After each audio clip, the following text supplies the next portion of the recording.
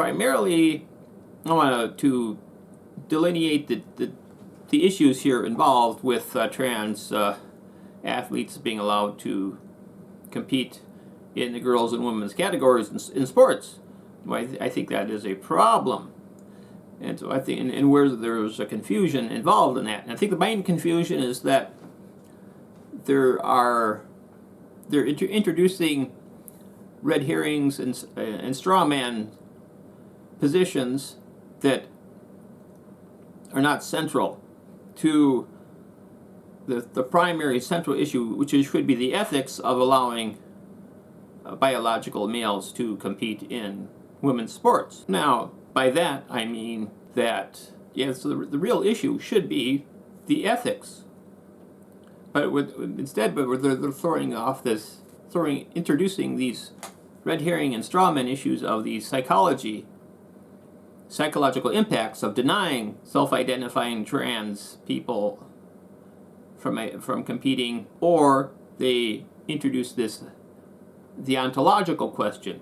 By ontology, that is in the study of the nature of reality. That's ontology. And so by that I mean what happens there is that people may claim, well, if you're denying trans biological males from competing in the female categories, then you're saying they're not real women. So that's you're saying that there's ontological status. The nature of their reality is that they're not real women. Or they're not real girls. But that is a straw man insofar as they're not saying that at all, and it's a red herring because it sidetracks from the real ethical issue involved here, which is it fair for someone who has the biology of a male and all the advantages that brings in an athletic competition to compete in the biological female category? Is that ethical? As in, is it fair to allow them to do that? And I think it's obvious that it's not fair because it provides a unfair advantage. So it's obvious now that what we should be doing is making it clear that the girls or women's category is merely a nominal category, as in nominal meaning named category. It's named girls or women's, but it's not the actual specification for the category. It's not a matter of are you ontologically a real woman or a real girl to get in order to compete in any given event, sporting event, in that category of girls or women's category. Instead, there should needs to be an asterisk next to the category that says men or women or male or female. Down below where it says that after the asterisk it says this category is specifically for humans who have, if it's the women's category, it's for humans that have the XX gender chromosome. So that just makes it clear what that specifies, what that is the specification for that's required in order to get entry into that category, is that you have the XX chromosome. And if it's and of course also there's age would usually be involved too, especially if there's like say masters categories for older people, and then if it's like pee-wee sports, you have the younger folks that have certain age categories. So that's the other thing, is like there's also age categories. Now supposing somebody identifies as being a why not, if you're going to allow for someone to self-identify as a female, why can't you allow them to self-identify as a pee-wee football player, even though biologically they're in the 20s, but why can't they self-identify as a I think peewees or something like 9 to 11 or 12. I just looked it up. I think so. They say they identify as. Say you have somebody that's a 27-year-old says, "Hey, I identify as a 10-year-old.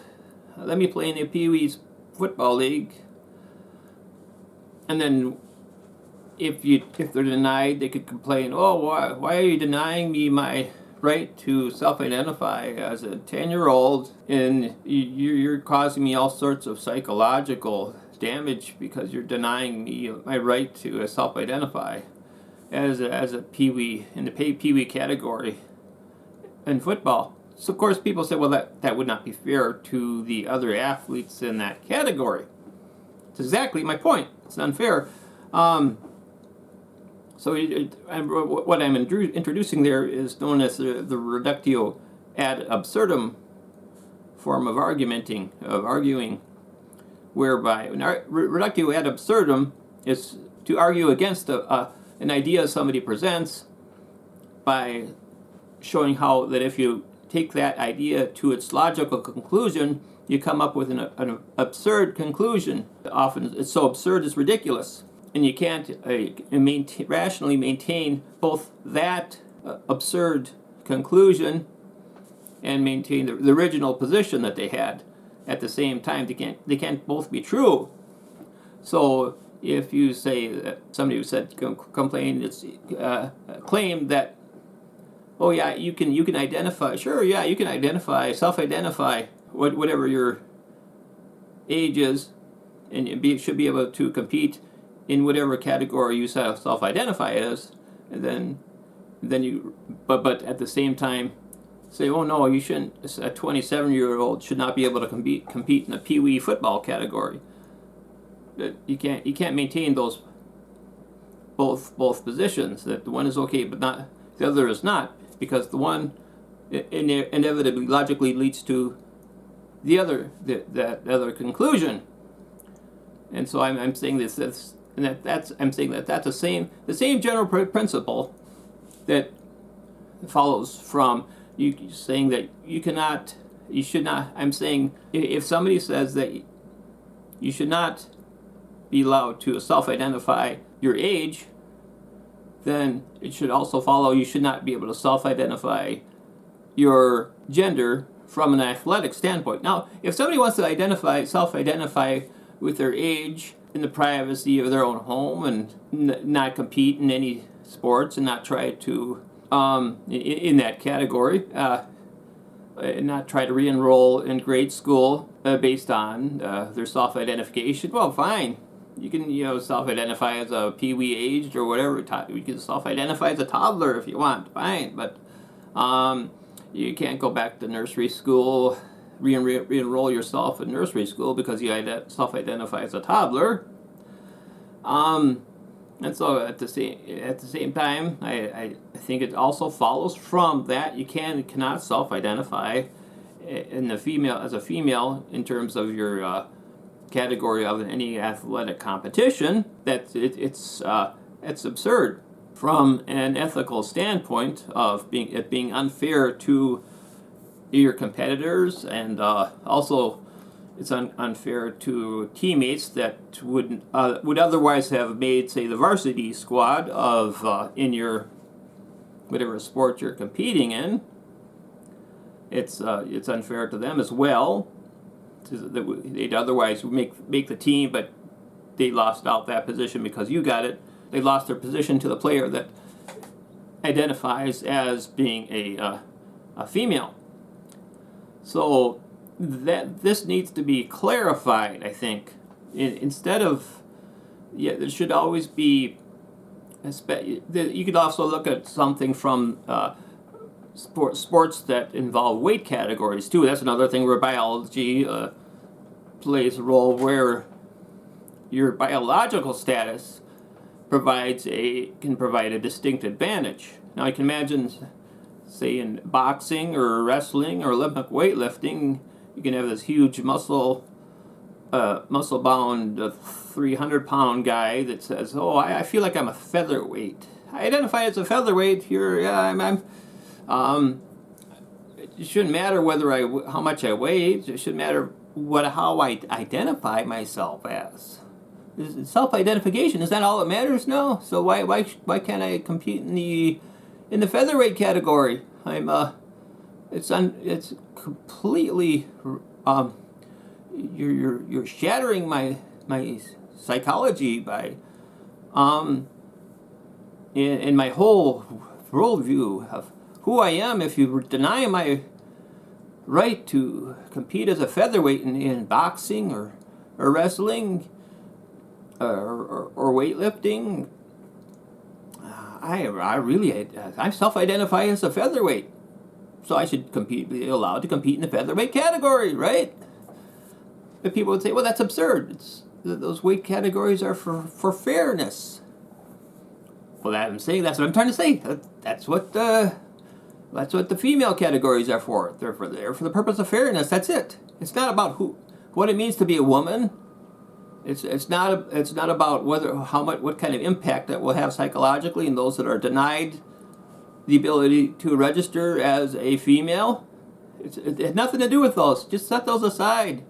What it means to be a woman, or the psychological impacts of not being allowed to compete in those categories. It's just fairness. That's it. And so that in those weight sports with weight categories, it's specified you have to weigh such and such a weight to be able to compete in those categories. That's all. It's not about who you are as a human being, or your whole mindset, or what it means to be a lightweight person or medium or whatever category. It's nothing to do with that. All it has to do with this is how much you weigh, and that's the delineating factor. That's the whole criterion. That's the only criterion is how much you weigh in those kind of sports like boxing, wrestling, weightlifting, and it's very clear. So that means that point needs to be made very clear in sports that have gender categories. They need to state this category is only allowed for women and girls for those that have the XX chromosome. That's it.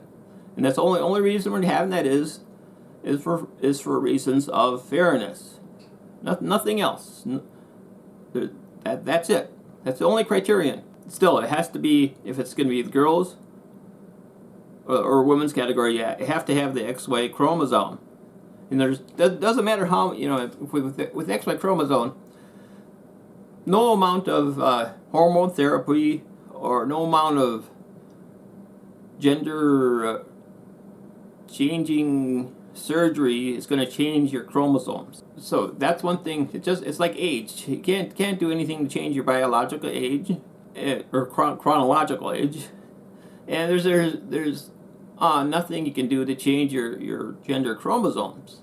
So that should be be like sports with weight categories. Just as they have a specified weight you have to be under or between. For girls and women's sports, there needs to be the specified. You have to have this chromosomal. You have to have the XX chromosome. You cannot have the XY chromosome to compete in girls and women's sports, and that's just for the purpose of fairness, and that's it. It's only for ethical issues. Nothing to do with who you are ontologically, and nothing to do psychologically. It's only for fairness, and that's all. That's just the same as they do with weight categories in sports. It's nothing to do with who you are as a person or human being. Nothing to do ontologically with who you are.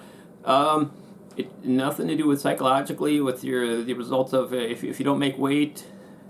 That's not factored in. If you don't make weight in wrestling, you're not going, oh well, that's really devastate this competitor. We better let them in. No, they don't factor that in. They go, oh, this poor guy, he's not going to make weight. I think he really wanted to make weight this time, so we better just let. He didn't even come close, but we better let this wrestler in because he really wanted to make weight. So we got to factor in the psychology of our impact of not letting them compete in this weight category, right? No, of course not. Nobody's going to say that because everybody knows that with the weight categories and something like wrestling is there for fairness. And if you don't make weight, and you have to compete at a heavier category than you planned, well, you just have to deal with that, and that's life. And you just have to do the best you can in the heavier weight category, and just move on. And that's the case. That should be the case with in athletic events. I mean, now if somebody wants to create a non-binary category, that's fine. I think some marathons already have included that.